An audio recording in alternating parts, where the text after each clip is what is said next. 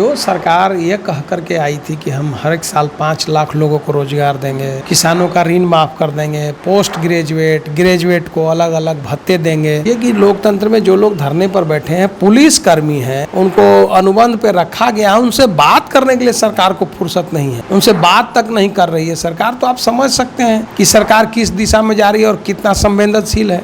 सरकार के पास अगर क्षमता नहीं है तो कह देना चाहिए कि हमसे सरकार नहीं चला सकते, या हमने जितने वादे किए थे हम नहीं पूरा कर पाएंगे, हमारे बस का चीज़ नहीं है, सरकार को माफ़ी मांग लेना चाहिए। समाचार 24x7 से अंकित सिंह बोल रहा हूं।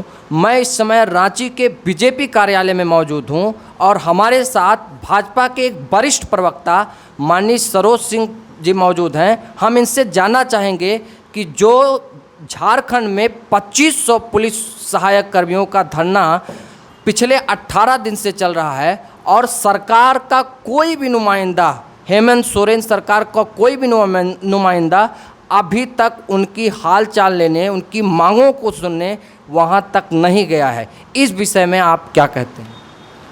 देखिए, जनता सब देख रही है और जो सरकार ये कह करके आई थी कि हम हर एक साल 5 लाख लोगों को रोजगार देंगे, किसानों का ऋण माफ़ कर देंगे, पोस्ट ग्रेजुएट को अलग अलग भत्ते देंगे, हर महीने भत्ते देंगे।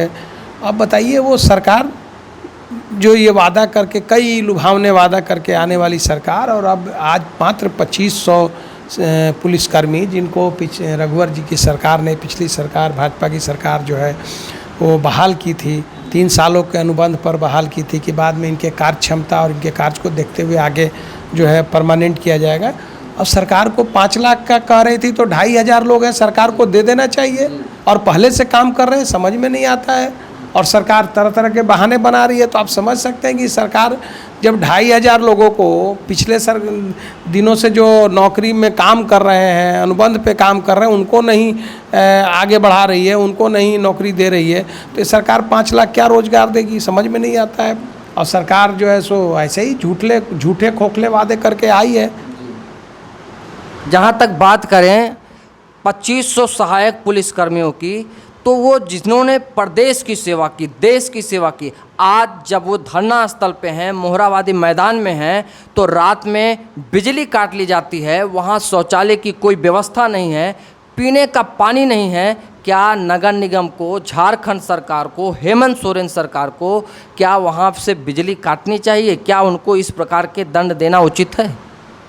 देखिए, ये सरकार कितना संवेदनशील है आप इसी से समझ सकते हैं कि कितनी सरकार असंवेदनशील है कि लोगों का पानी, बिजली काट रही है। झारखंड सरकार, ये जो हेमंत की सरकार है, वो आई थी जल जंगल जमीन झारखंड के लोगों की बात करके। तो ये झारखंड के नौजवान नहीं है क्या? उनको नहीं कि झारखंड के नौजवानों के साथ नौकरी देना तो दूर, अब आप ही कह रहे हैं, देख रहे हैं कि पानी बिजली काट रही है, उनको बैठने का जगह नहीं दे रही है, उनको भगाने, उन पे लाठी बरसा रही है। आप समझ सकते हैं कैसी सरकार है। ये संवेदनशील सरकार है। ये सरकार मानव मूल्य जो है उसको भी जो है कुचलने पर तैयार बैठी हुई है सरकार है। जो लोकतंत्र में मांग कर रहे हैं अपनी, उनके मांग को कुचलना चाहती है। तो आप समझ सकते हैं क्या हालत है। जैसे सर 18 दिन हो गया, अभी तक सरकार का कोई भी नुमाइंदा, कोई भी इनके मंत्री विधायक वहां तक नहीं पहुंच पाए कि क्या इनका हाल चाल है, क्या इनकी मांग है, उनकी मांगों को सुनने। कहीं ये सरकार निरंकुशवादी तो नहीं हो जा रही है? देखिए, सरकार चलाना इन लोग के बस के बात नहीं है। ये लोग बस केवल जो है दिन भर सुबह से शाम तक बस 24 घंटे इनके पास काम है केंद्र सरकार को कोसना, केंद्र सरकार के खिलाफ बोलना। और आप समझ लीजिए कि लोकतंत्र में जो लोग धरने पर बैठे हैं, पुलिस कर्मी हैं, उनको अनुबंध पे रखा गया है, उनसे बात करने के लिए सरकार को फुर्सत नहीं है, उनसे बात तक नहीं कर रही है सरकार। तो आप समझ सकते हैं कि सरकार किस दिशा में जा रही है और कितना संवेदनशील है। सर, एक तरफ प्रदेश में सहायक पुलिसकर्मियों का धरना चल रहा है और दूसरी तरफ प्रदेश के मुख्यमंत्री राजस्थान के टूर पे जाते हैं, चित्तौड़गढ़ का किला देखने जाते हैं और उनको आए प्रदेश में 2 दिन हो जाता है। मंदिर में पूजा करने जाते हैं, लेकिन 2 दिन के अंदर वो अभी तक सहायक पुलिसकर्मियों तक नहीं पहुंच सके। देखिए, कहीं जाएं, वो कहीं जाएं, पूजा करने जाएं, अच्छी बात है, जहाँ जाएं, लेकिन लोगों को ध्यान रखना चाहिए ना, सरकार चला रहे हैं तो सरकार के और भी मंत्री हैं, अधिकारी हैं, तो उनको सुनना चाहिए, सरकार को उनकी बात को सुनना चाहिए, गंभीरता से उनके मांग पर विचार करके और उनका निदान करना चाहिए। केवल आलोचना करने से और केंद्र सरकार की आलोचना करने से काम नहीं चलेगा। सरकार को इन सब चीज़ों को ध्यान दे करके और इसको ठीक करना चाहिए, उनको जो है सो उनकी मांग को मानना चाहिए।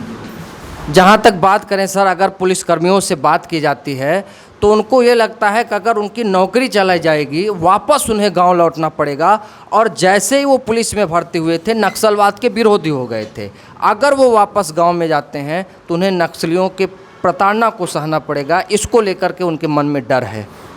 नहीं, कई तरह की चीज़ें, आप सही कह रहे हैं, कई तरह की चीज़ें हैं, तो ये सब सारी चीज़ों को सरकार को देखना चाहिए ना। सरकार को इन सब चीज़ों से कोई मतलब नहीं है। सरकार जो है ये केवल जो है ढकोसला वादा करके आई, जैसे मैंने पहले भी कहा, और 5 लाख रोजगार कहाँ गए? 5 लाख रोजगार अब 2,500 लोगों को नौकरी नहीं दे पा रहे हैं। 5 लाख का बात करने वाले लोग, इसी से राज्य की जनता को समझना चाहिए और उनको खतरे में डालेंगे। आपने ठीक कहा कि अगर ये लोग अगर वापस जाएंगे नौकरी से, ये हो कि एक तो उनकी रोजगार छीनेगा, दूसरे उन पर संकट आएगा, सो अलग है। सरकार को संवेदनशीलता के साथ इन सब चीज़ों को समझना चाहिए और इनके मांगों को मान करके इनके समस्या को सुलझाना चाहिए। जहाँ तक बात करें रोजगार की, इन्होंने 5 लाख रोजगार देने का वादा किया था।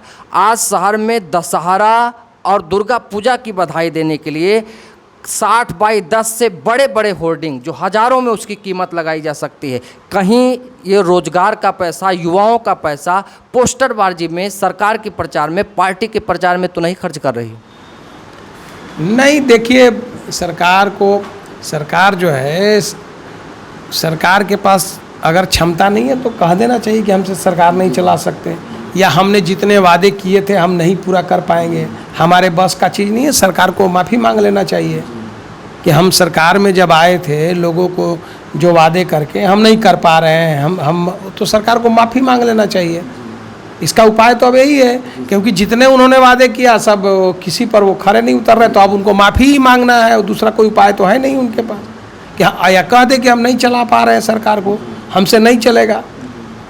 यहाँ के रेलवे स्टेशन की बात करें, जो 1907 में ईस्ट इंडिया कंपनी द्वारा बना, आज वहाँ भी बाहर शौचालय की व्यवस्था नहीं है, पीने का पानी नहीं है, नल नहीं है, तो ऐसे में यात्रियों को लेकर के बड़ी दुविधा होती है, असुविधा होती है। क्या ऐसा करना चाहिए, इसकी व्यवस्था करनी चाहिए?